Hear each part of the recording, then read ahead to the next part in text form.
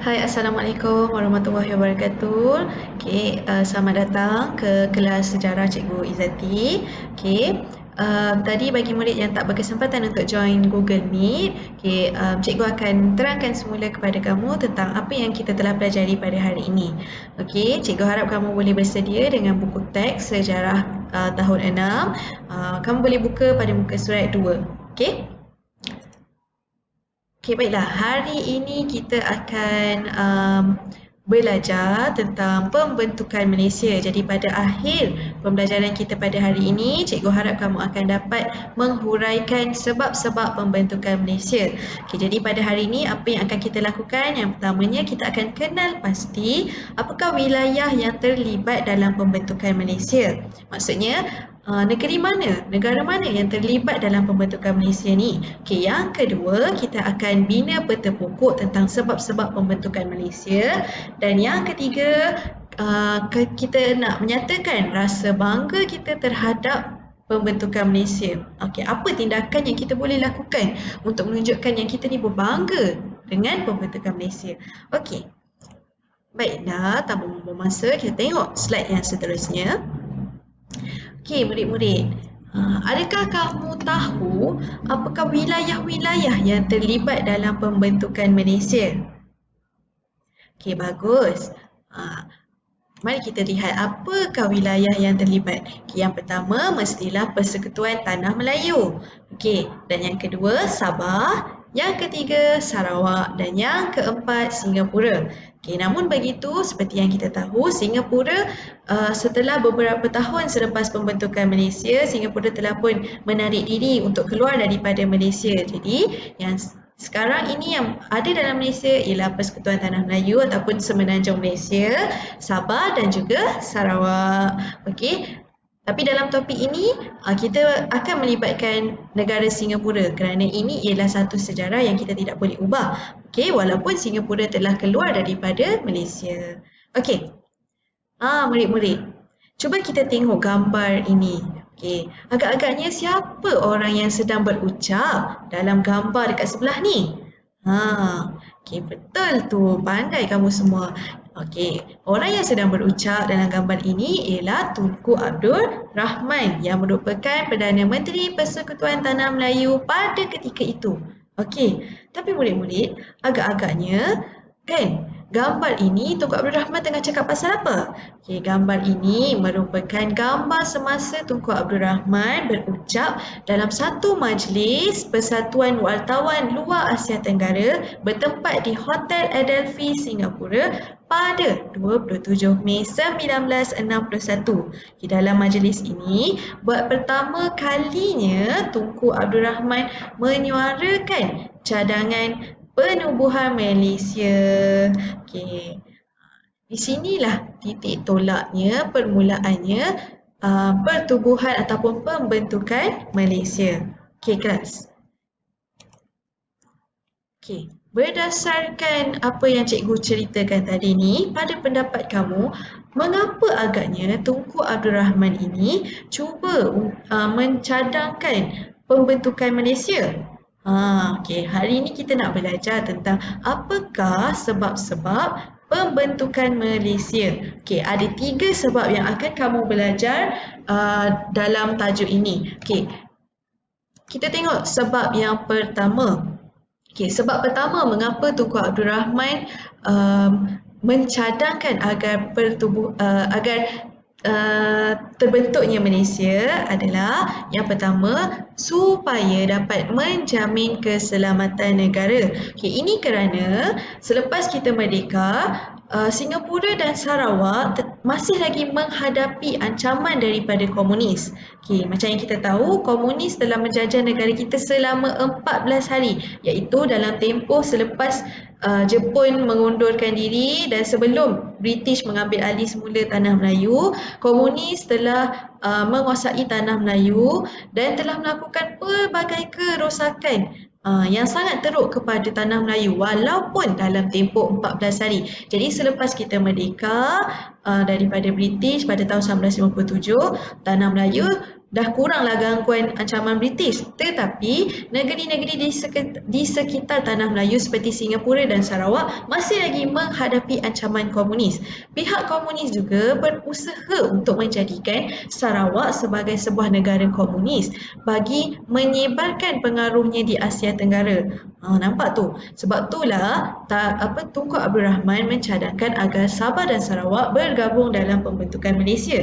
Jadi kerana apa? Kerana Tunku Abdul Rahman merasakan Persekutuan Tanah Melayu ini telah mempunyai pengalaman dalam menghadapi ancaman komunis. Jadi itu adalah sebab yang pertama mengapa cadangan penubuhan Malaysia ini diutarakan oleh Tunku Abdul Rahman. Okey.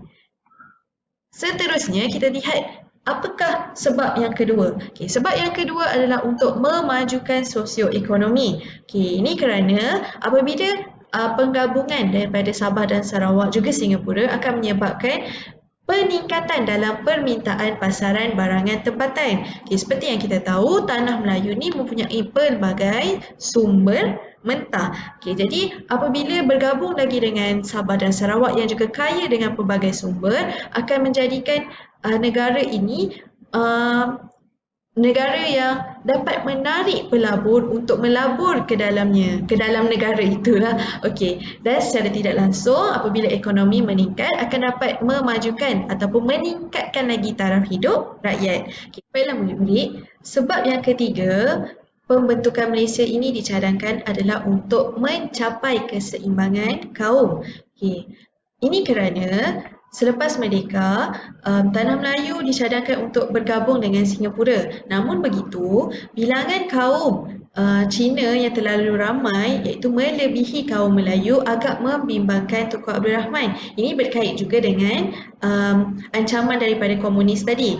Jadi Tunku Abdul Rahman berpendapat bahawa jika kita bergabung dengan Sabah dan Sarawak, ia akan menjadikan bilangan orang Melayu dan juga bumi putera akan lebih bertambah. Okey, jadi secara tak langsung bilangan bumi putera dan Melayu bergabung, jadi akan melebihi bilangan kaum Cina yang pada waktu itu agak ramai. Okey, jadi sebab itulah Tunku Abdul Rahman mencadangkan agar Malaysia juga bergabung dengan Sabah dan Sarawak. Okey. Baiklah murid-murid, sekarang kita telah ketahui tiga sebab pembentukan Malaysia dicadangkan oleh Tunku Abdul Rahman. Iaitu yang pertama tadi, cikgu ulang. Yang pertama ialah untuk menjamin keselamatan negara daripada ancaman komunis.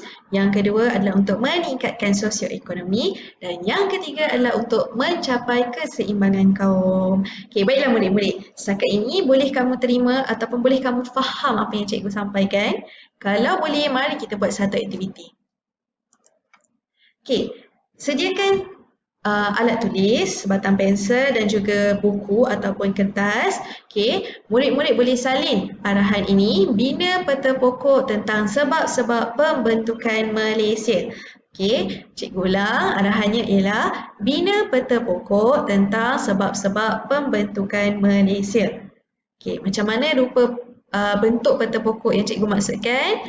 Okey, ini bentuk peta pokok yang cikgu maksudkan. Okey, di bahagian atas sekali murid-murid boleh tuliskan sebab-sebab pembentukan Malaysia. Tulis tajuknya sebab-sebab pembentukan Malaysia. Okey, yang ruangan ini kamu boleh tuliskan sebab yang pertama. Okay, apa dia sebab yang pertama tadi adalah untuk menjamin keselamatan negara.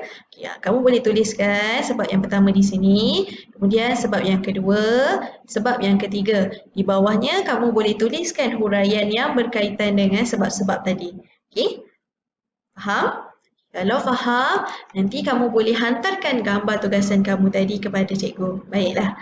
Okey murid-murid, kita dah nak pun sampai ke penghujung sesi pembelajaran kita pada hari ini. Sebelum cikgu tamatkan sesi pembelajaran, okey, cikgu nak tanya, murid-murid semua, adakah kamu berbangga dengan pembentukan Malaysia?